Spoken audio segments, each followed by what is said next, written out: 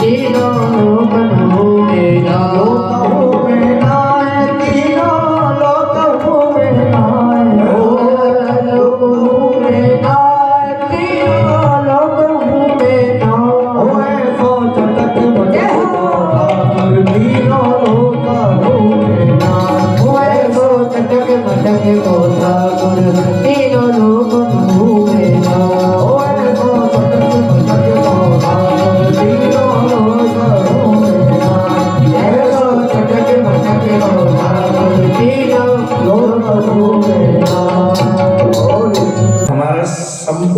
पाप, किया हुआ पाप पांव से ऊपर की ओर उठने लगता है, और पाप ऊपर उठते उठते कहाँ जाता है? शिर पे। और शिर पे जाने के बाद जैसे हम ऐसे ताली बजाते हैं, वो पाप ऊपर उड़ जाता है, और वो उड़कर कहाँ जाता है? जो कथा में बैठ करके ताली न बजाते हैं उनके सिर से। जो सच है नहीं।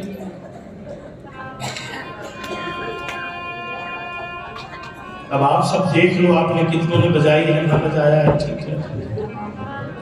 वो रोज रोज क्या क्या नहीं। अभी बाराती निकले, देखो हमारी बहू बेटियां सब मटकने लग जाएंगी, यहाँ नाचने ही नहीं आ रहा। सूरदास जी ने ठाकुर जी को कही, अब मैं नाच गोसाई जी कहते हैं, जो अपने ठाकुर जी के आगे नाच लेता है उसे संसार में कभी नाचने की आवश्यकता नहीं पड़ती है, वो भगवान का ही हो जाता है, भगवान की गोपी हो जाता है। अब मैं नाच वो बेचारे आपके सबके लोग एक उसने उठा रखी है,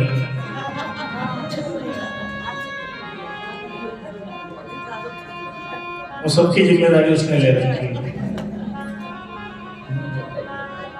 हम भी कह कोई बात नहीं भी तू ही नच ले। महाराज खूब आनंद आ रहा है, खूब आनंद ले ही रहे। जुगल किशोर जी बीच बीच में सो ही जाते हैं मस्ती से, बीच बीच में हम उनका भी आनंद ले लेते हैं, वो भी जरूरी है। राजस्थानी धोती, राजस्थानी कुर्ता, राजस्थानी बार है मारो रंग रंगीलो राजस्थान। आनंद ही आनंद है साहब। वर्षों से इच्छा थी कि जैसलमेर में ठाकुर जी कब बुलाएंगे, और जुगल किशोर जी संध्या बहन के द्वारा जैसलमेर में भी गिरधारी जी ने बुला ही दिया, ठाकुर जी ने बुलाई दी। ठाकुर जी ने इच्छा पूरी कर दी। आज ही सुबह सुबह मद्रास से महेश्वरी जी हैं, उनका फोन आया क्या आप हमारे जन्मभूमि में पहुंच गए।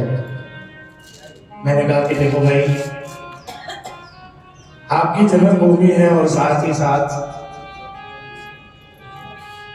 स्वयं श्री हरिराय महाप्रभु और श्री हरिराय महाप्रभु के ताप को दूर करने के लिए ब्रज से सीधे सीधे ठाकुर जी संध्या काल के समय जैसलमेर चलते। जब बहुत ताप हुआ ना, बिल्कुल बहुत बेचैनी हुई, इतनी बेचैनी हुई है ना महाराज, ये सहन नहीं हो रहा था। वो स्थिति जो है ना भक्ति की, जो वो अवस्था, आपने चैतन्य महाप्रभु के चरित्र नहीं पढ़े हैं, हरे कृष्ण हरे रामा के आदि गुरु चैतन्य महाप्रभु जब रात में सो जाते तब उनके भक्त उनके तकिया को निचोड़ते थे, इतना अश्रुपात होता था। ठाकुर जी की ऐसी याद आती थी, किशोरी जी का इतना स्मरण होता था। अश्रु और आश्रय ये दोनों ही भक्तों की संपदा है महाराज। इसलिए मैंने कहा कि गोपी किसी स्त्री का नाम नहीं है, गोपी एक अवस्था का नाम है, एक स्थिति का नाम है, उस ऊंचाई का नाम है महाराज, उस अवस्था का नाम गोपी है। और आप सोचिए, यही संध्या काल का समय था। आज तो जैसलमेर में कितना रमक चमक है, और एक समय तो कुछ भी नहीं था। और उस काल में हरिराय महाप्रभु जैसलमेर पधारे, और जब पधारे तो आपके पधारते ही सबको जल की प्राप्ति तो हुई ही, साथ में संध्या काल के समय हित चित्त की बातें श्री गिरधारी जी सुन रही है। इतनी याद आई है ना ठाकुर जी की कि वहीं पे श्री गोवर्धन ज्योति रही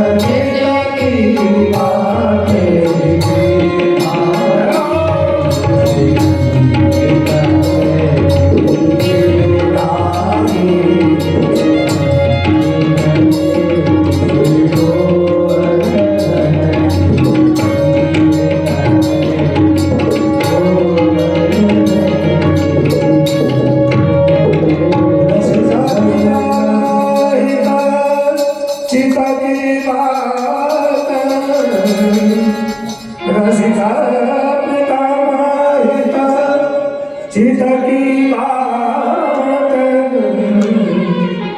श्री गिरधारी जो सो कहिए श्री गोवर्धन गिरई। क्या सुंदर भाव है। रसिक प्रीतम कौन सी बात हित और चित लगाते रहो। क्या सुंदर भाव है महाराज। रसिक प्रीतम हित और चित, हित चित की बात है।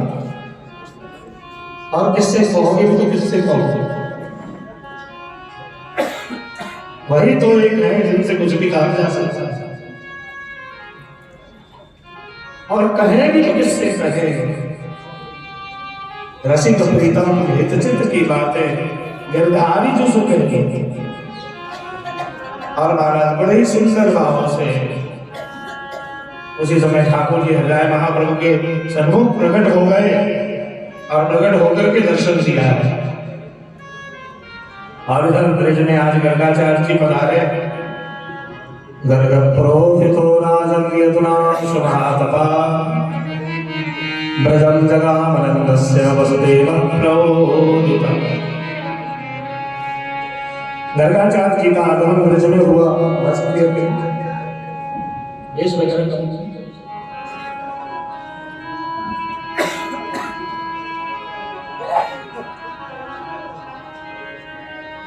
महाराज जो है श्री राधे वेश लेवल और नष्ट एकदम कम है। श्री राधे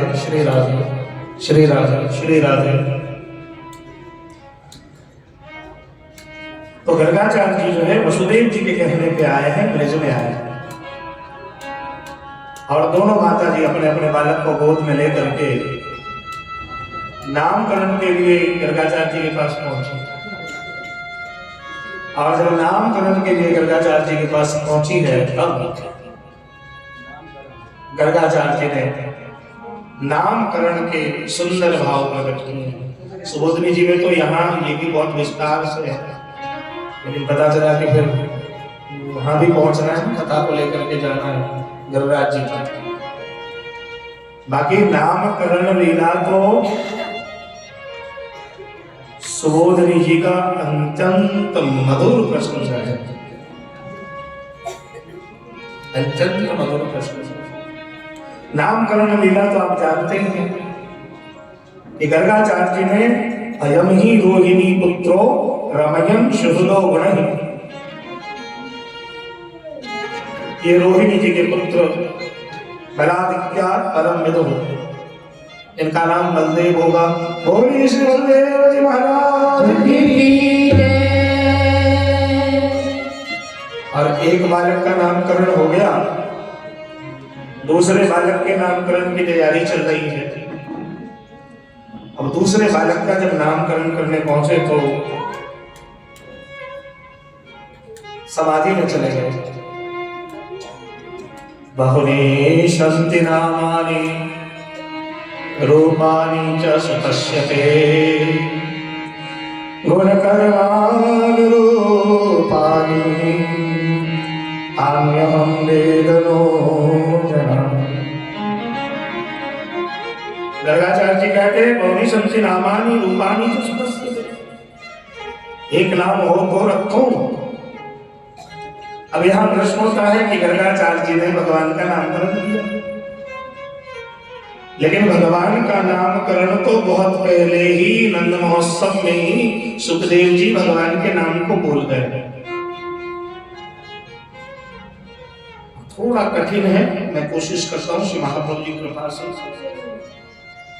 कि जो नामकरण लीला है इसका जो विषय है वो वेदांत है। श्री महाप्रभु जी से पहले रामानुजाचार्य जी आदि आचार्यों के समय में ये निश्चित नहीं था कि ब्रह्म कौन है। ब्रह्म है उस सत्ता को सभी स्वीकार करते थे, सांकर मत, बौद्ध मत इत्यादि बहुत से मत हैं, जैन मत है। जैसे कहते हैं ना ब्रह्म, ब्रह्म कौन? शंकर जी, रामचंद्र जी, हनुमान जी, दुर्गा जी, कौन है ब्रह्म? और शास्त्रों में देखने जाए तो सबको ब्रह्म कहा है। तमेव प्रत्यक्षं तत्त्वमसि, तमेव केवलं कर्तासि, तमेव केवलं धर्तासि, तमेव सर्वं कल्विदं ब्रह्मासि, तं साक्षादात्मा सत्यं सतं वच्मि सत्यं वच्मि अवक्तं मां वक्तारं श्लोकारं अवधातारं अवधातारं अनुदानं सस्यं पश्चातात् अवपुरस्तात् अवचुत्रातात् दक्षिणातात् अवचोदरातात् अवधरातात् सर्वतो मां पाहि पाहि समन्तात्तं मां मयस्तं चिन्मयतमानन्दस्तं ब्रह्ममयातं सच्चिदानन्दादित्योऽसि तं प्रत्यक्षं ब्रह्मासि, तं ज्ञानमयो विज्ञानमयोऽसि, सर्वं जगतं ततो जायते, सर्वं जगतं तिष्ठति, सर्वं जगतं सर्वं दग्धं प्रत्येति, तुम भूमिरापो नलो नीलो नभ, तुम चतुरारी वाक्पदानि, तुम गणत्रयातीत, तुम कालत्रयातीत, तुम देहत्रयातीत, तुम मूलाधारस्थितो च नित्यं, तुम शक्तित्रयात्मकः, त्वां योगिनो ध्यायन्ति नित्यं, त्वं ब्रह्मा, त्वं विष्णुः, त्वं रुद्रः, त्वं इन्द्रः, त्वं अग्निः, त्वं वायुः, त्वं सूर्यः, त्वं चन्द्रमाः, त्वं ब्रह्म भूर्भुवस्वरो।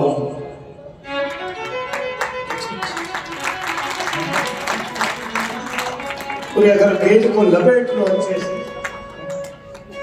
तो आकर के सिद्ध होता है कि सभी ब्रह्म है। ये भी तो क्लियर होना चाहिए। श्री शंकराचार्य जी के बाद ये क्लियर तो हुआ, लेकिन स्पष्ट रूप से स्वीकारोक्ति नहीं हो पा रही थी। अब समझो इसको ठीक से, राम आए तो किसी को ये नहीं मालूम था कि ये राम है। वराह आए तो पहले से नहीं मालूम था कि ये वराह है। रूप और गुण को देखते हुए भगवान का नामकरण हुआ है।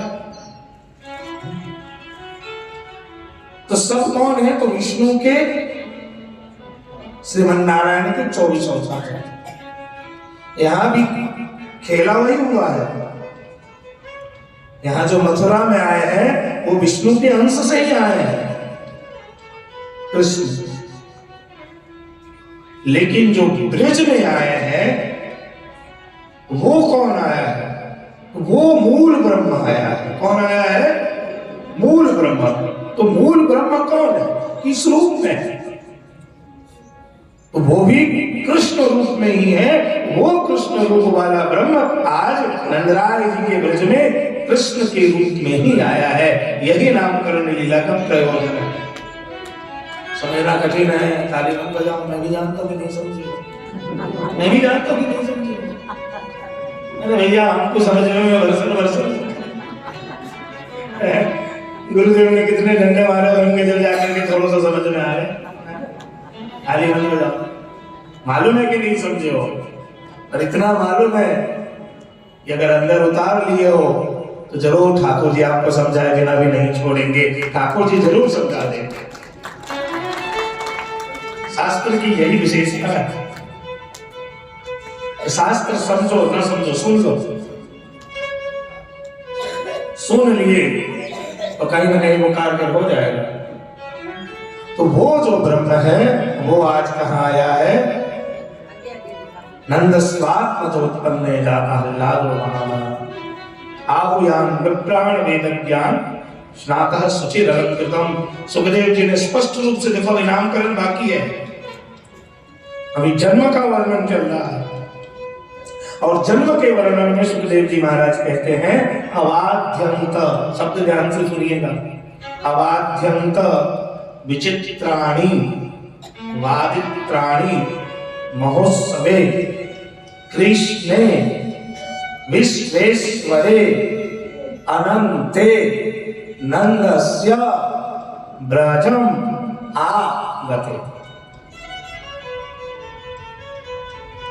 वो ब्रह्म श्री कृष्ण विश्वेश्वर ब्रह्म नंद राय जी के ब्रज में आ चुके। जन्म हुआ ऐसा नहीं था, विवाद हो जाएगा। जन्म हो ही नहीं सकता। जन्म कैसे हो सकता है? जन्म नहीं हो सकता है। अब फिर दूसरा प्रमाण देता हूं, थोड़ा पीछे चले जाए, समझ रहे हैं ना ध्यान से। वो जो माया थी जिसको कंस ने मारने की चेष्टा की, मतलब वसुदेव जी तो कृष्ण को छोड़ करके किसको ले आए? कन्या को लेकर आए। वो कन्या आकाश में उड़ गई। आकाश में उड़ने के बाद कन्या ने क्या कहा? हे भोजराज कंस, तू मुझे क्यों मार रहा है? तुझे मारने वाला तो कहीं और प्रकट हो चुका। बात इतनी ही है, तुझे मारने वाला कहीं और प्रकट हो चुका है। मतलब माया जो है एक संकेत यहाँ पे ही दे रही है कि जो मूल ब्रह्म है वो तो कहीं और प्रकट हुए हैं। अच्छा, दूसरी बात कि इस श्लोक में सुखदेव जी ने राजा परीक्षित को कहा कि राजन, वहां इस कन्या को माया नहीं कहा, कन्या को अनुजा कहा है। क्या कहा है? अनुजा। इसी में है, देखिएगा, कभी खाली समय मिले तो श्लोकों को देखिएगा। अनुजा, तो अनुजा का अर्थ क्या होता है? अगर सुखदेव जी ज्येष्ठा कहते तो इसका अर्थ ये होता कि किसी भाई की ये बड़ी बहना है, मतलब इसके नीचे कोई न कोई भाई है, तभी तो ये ज्येष्ठा है। लेकिन सुखदेव जी ने यहां क्या कहा? अनुजा। अनुजा का अर्थ होता है कोई भाई पहले से उसकी ये छोटी बहन है। बात समझ में आ रही है? कोई भाई पहले से है, उसकी ये छोटी बहन है। तो यहां माया को क्या कहा है सुखदेव जी ने? अनुजा। अब अनुजा कहा तो यशोदा जी के गर्भ से तो एक ही आया है, कन्या ही तो आई है। तब सिद्ध करते हैं आचार्य कि नहीं, सिर्फ कन्या नहीं आई, कन्या से पहले मूल ब्रह्म श्री कृष्ण आ गए हैं, उनके आने के बाद माया आई है, इसलिए उनकी छोटी बहन है, ये उनकी छोटी बहन है। और भगवान का नामकरण हुआ। अब नामकरण का एक और प्रयोजन है। एक प्रयोजन तो आप समझ गए कि पर ब्रह्मत्व को सिद्ध करने के लिए। दूसरा प्रयोजन आपको बता दूं कि ब्रजवासी सब भगवान की सेवा तो कर रहे थे, भगवान के पास जा रहे थे, भगवान के पास खेल रहे थे, लेकिन सिर्फ सेवा करने से, संबंध होने से, खेलने से काम नहीं चलेगा। जो भीतर के दोष हैं वे सारे दोष नाम लेने से ही दूर होंगे। बात समझ में आई ना? चाहे यो प्राणायाम करो, चाहे यो कुछ भी करो, लेकिन सब कुछ करते हुए नाम लेना मत भूल जाना, नहीं तो सब काम बिगड़ जाएगा। वो मेन दवाई है। चाहे कितने भी योग करो, खूब योग करो साहब। हमारे एक दादा थे काठियावाड़ में, बाबा जी के साथ सुबह सुबह 4 बजे आस्था के साथ उठ जाते, आस्था चैनल पे 5 बजे उठ जाते। एक दिन बाबा जी ने कहा कि पहले कमरा बंद कर लो। दादा ने रूम बंद कर लिए, टीवी के सामने बैठ गए। बाबा जी ने कही श्वास भीतर लो। उन्होंने श्वास को भर लिया पूरी तरह से, बोले कि अब नाक और मुंह दोनों को दबा दो। दबा दिया। उसके बाद बाबा जी ने कही कि जब तक बोलूंगा नहीं तब तक श्वास छोड़ना मत। इतने में लाइट गई, चली गई। अब लाइट गई, बाबा जी के इंतजार में दादा ही चले गए।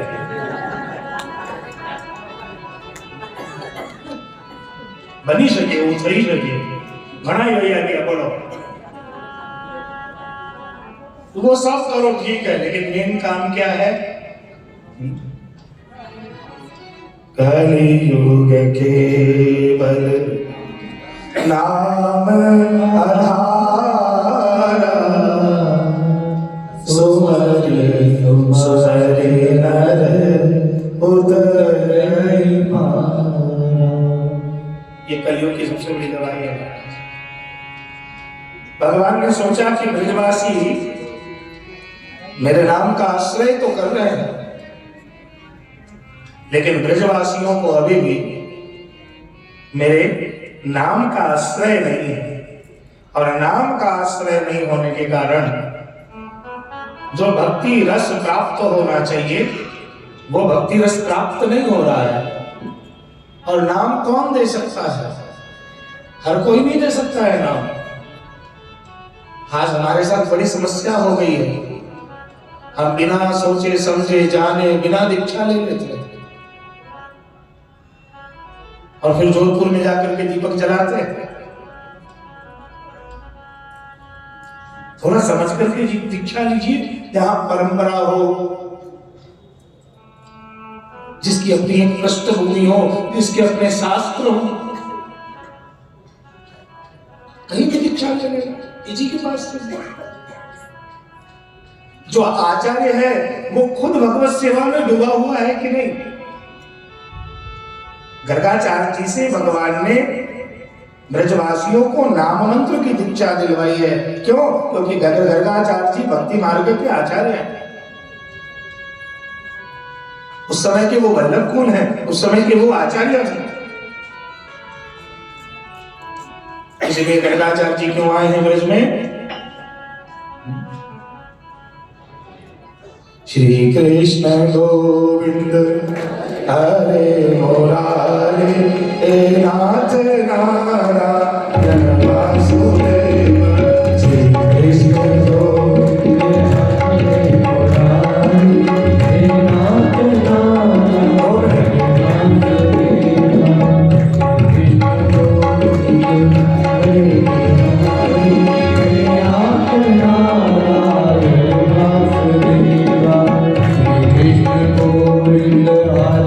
मुरारे, हे नाथ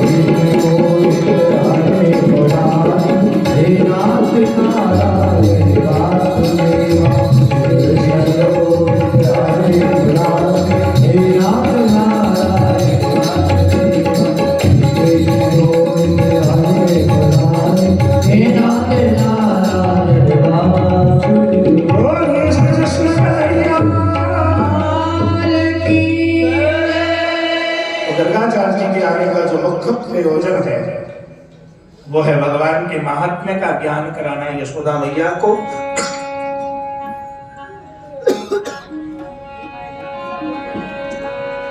और ब्रजवासियों को, आज ब्रजवासियों को भगवान ने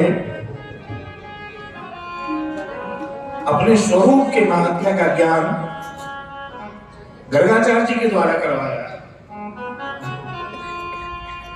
गर्ग पुरोहितो राजन यदुनाम शुभहादवा व्रजम जगामनंदस्य वसुदेवः प्रवोदित। और यहीं से ठाकुर जी की बाल लीला भी शुरू हो जाती है। सुंदर सुंदर मधुर मधुर ठाकुर जी की बाल लीला। एक दिन का प्रसंग है, यशोदा मैया कन्हैया को घर में रख करके किसी गोपी के यहां गई। अब भैया देखो, ये सासू और बहू का झगड़ा अपने हुए कीर्तन है ना, कान्हा पिचकारी मत मार।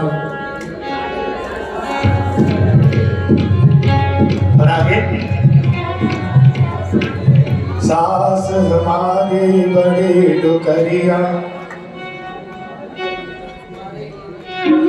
गाली देगी न देगी मोहे रोटी, गाली देगी न देगी मोहे रोटी। और ननद बड़े बदमाश पिया के कान भरेगी, ननद बड़े बदमाश पिया के कान भरेगी, ताना पिचकारी मत मार। भाई देखो, ननद का नाम पहले से बहुत अच्छा भी है, और देखो सबके नाम बदल गए, जीजा में से जीजू हो गए और क्या क्या हो गए, मम्मी मामा हो गई और क्या मामा क्या क्या बोलते हैं। लेकिन ये जो बुआ है वो स्थायी पद है एकदम, आप देख लो, है ना? और भतीजा अगर सबसे ज्यादा किसी से प्रेम करता है तो किससे करता है? वो अपनी बुआ से। ये नियम है। कुंती मैया के लिए देखो ना, इतना प्रेम है ठाकुर जी पर, कोई कुछ भी कह दे तो भतीजा जो है ना हमेशा अपनी बुआ से बहुत प्रेम करता है। वो नियम फिक्स है, क्योंकि वो स्थायी पद है, उसके नाम आज तक नहीं बिगड़े हैं। तो कहने का मतलब है उस समय भी ब्रज में सास बहू का बहुत चक्कर था, त्रास था, ऐसा नहीं है। अब कई बार सास बहुत चालाक मिल जाती तो कई बार बहू बहुत चालाक निकल जाती। अब एक बहू रोज शंकर जी के मंदिर में जाती थी, शंकर जी प्रसन्न हो गए। शंकर जी ने कहा कि 3 वरदान दूंगा, 3 वरदान दूंगा। बोले दे दो। बोले एक शर्त है, जितना तुमको दूंगा उससे 10 गुना अधिक तुम्हारी सास को अपने आप मिल जाए। बोले नहीं, सासू कभी आपके पास आती नहीं, पूजा करती नहीं, आप मेरे कारण उसको क्यों दे रहे हो? बोले बाबा, बोले नियम यही है, चाहिए तो बोल। बोले कि चलो मुझे धन दे दो। भगवान ने धन दे दिया। अब उससे 10 गुना ज्यादा धनवान उसकी सास हो गई। अब स्वभाव महिला। बोले रूप दे दो, तो भगवान ने रूप भी दिया, लेकिन उससे 10 गुना ज्यादा सुंदर उसकी सास हो गई। अब चारों तरफ, अब सास को तो बैठे बैठे सब कुछ मिल ही रहा था, फिर क्या चिंता है। अंत में जाकर के बहू शंकर जी के पास गई और क्या मांगा? एक छोटा वाला बिल्कुल माइनर हार्ट अटैक दे दो मुझे, एकदम छोटा वाला। अब अगले के यहाँ 10 की स्पीड में तेजी से साहब।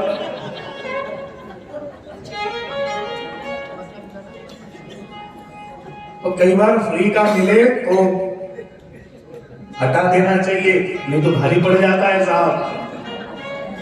रूप मिला तब तो कोई दिक्कत नहीं, धन मिला तो कोई दिक्कत नहीं, वो तो थोड़ा सा झेल करके रह गई, पर अपन तो साफ हो गए, बिल्कुल राधे राधे हो गए।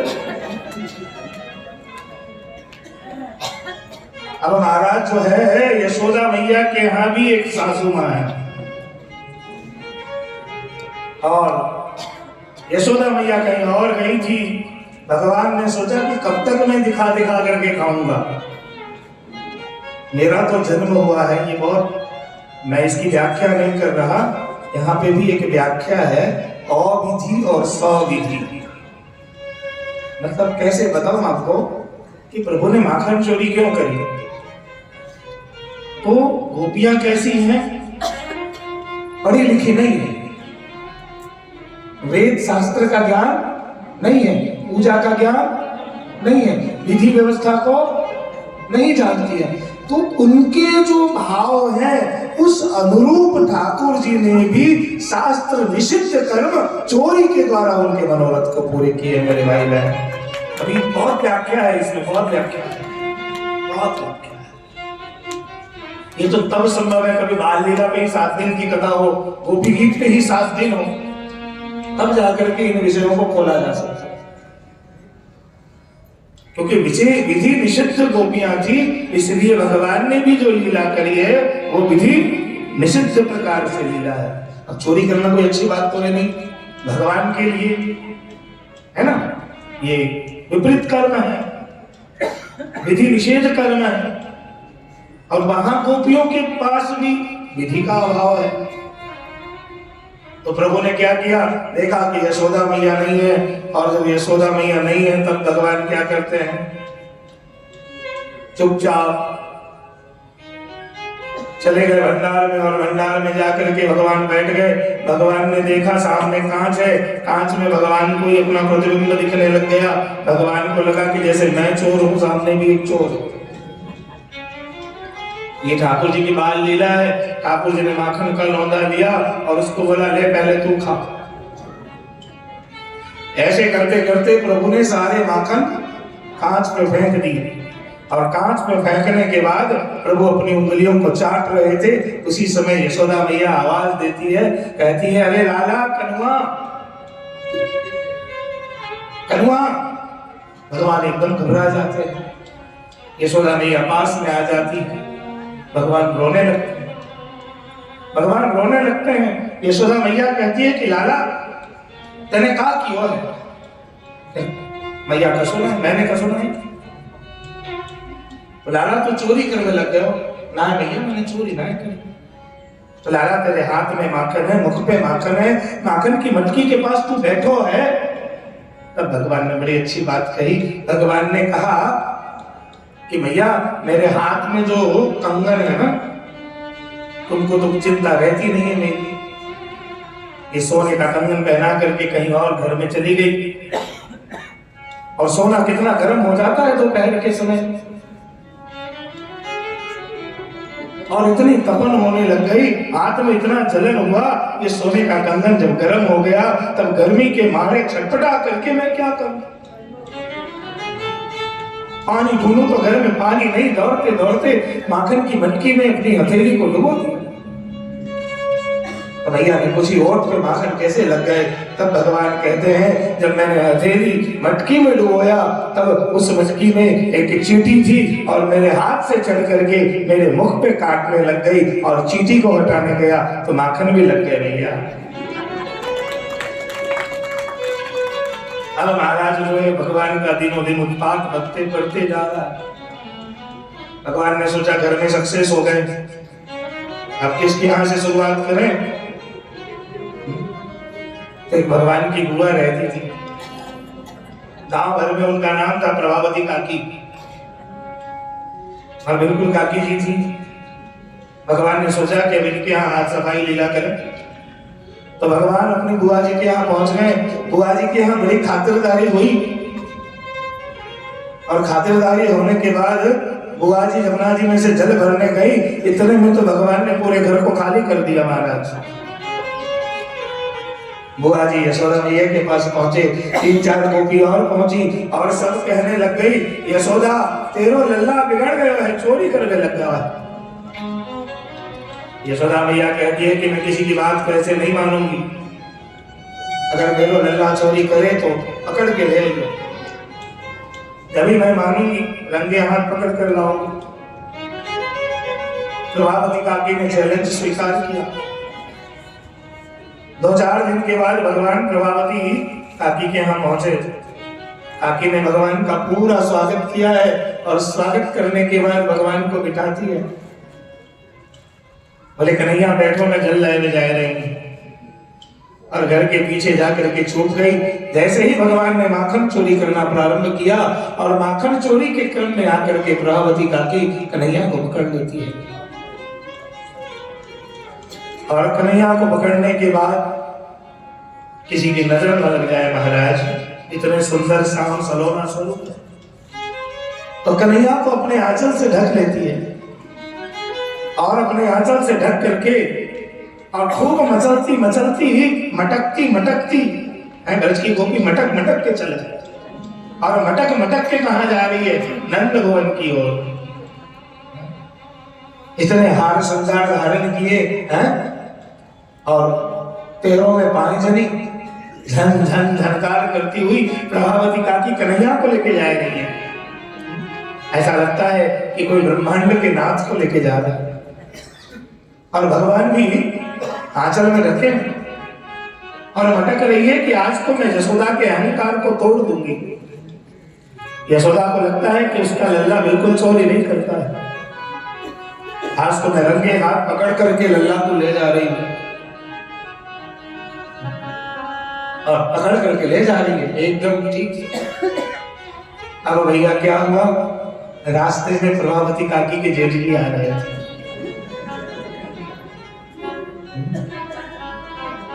जेठ जी तो जेठ जी है भाई, अपने राजस्थान में तो घूंघट की कितनी प्रथा है, वही तो हमारे माताओं का आभूषण है। घूंघट घूंघट लगाए थे और फिर पहुंची खूब मटक रही थी। यशोदा मैया नंद भवन से बाहर आई, बोले मैया देख तेरे लाला को पकड़ के ले आई। दो चार गोपी भी आ गई, कई छोटे छोटे बच्चे भी हुलकते हुलकते पहुंच गए। यशोदा मैया कहती है कि मैं ऐसे नहीं मानूंगी, घूंघट उठा करके दिखाओ कि मेरो ही लाला है। और भैया जब घूंघट उठाने गई तो देखा कि अपने ही बेटे को पकड़ करके ले आई थी। कन्हैया तो निकल गए कहीं,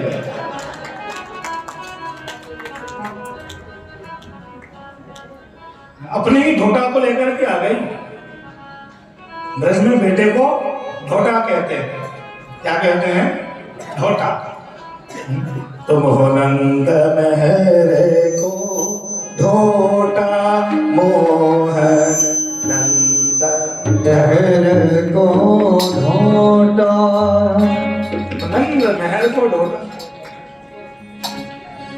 तुम्हारा जो है तो नंद भवन। अब जब भगवान को पकड़ करके नहीं ला पाई, प्रभावती काकी नंद भवन में गई तो देखा कि कन्हैया हंस रहे थे। तो कन्हैया को पूछती है क्यों नहीं लाया, तूने कब लीला करी? तब कहते हैं भगवान कि जब तुम्हारे जेठ जी आ रहे थे और जब तुम घूंघट कर रही थी उस समय मैं हट गया और तुम्हारे बेटे को तुम्हारे साथ चिपका दिया।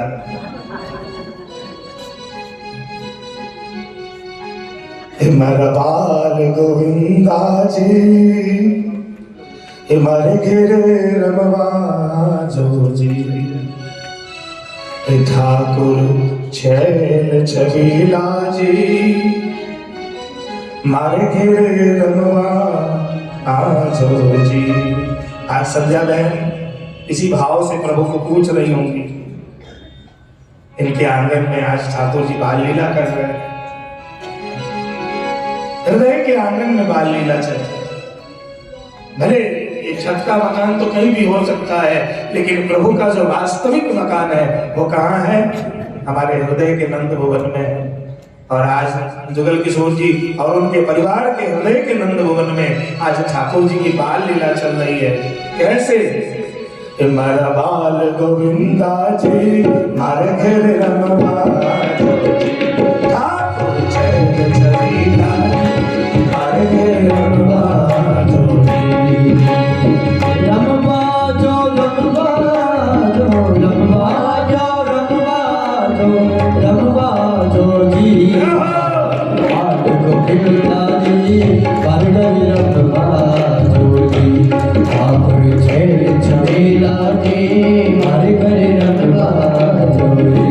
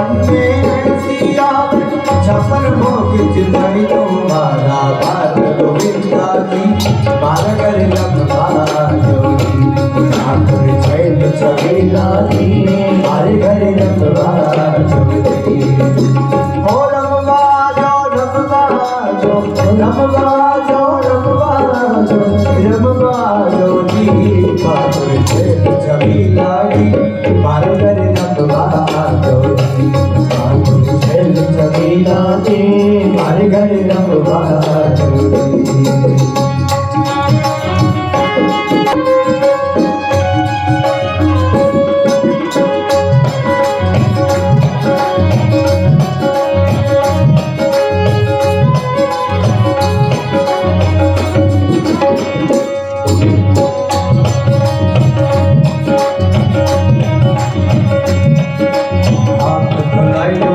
और धुलम थार मंडोली हाथ धुलाई दो हाथ धुलाई दो और धुलम थार मंडोली हाथ धुलाई दो पाम धुलाई दो और धुलम थार मंडोली हाथ धुलाई दो पाम धुलाई दो और धुलम थार मंडोली सारा मन में दिया रे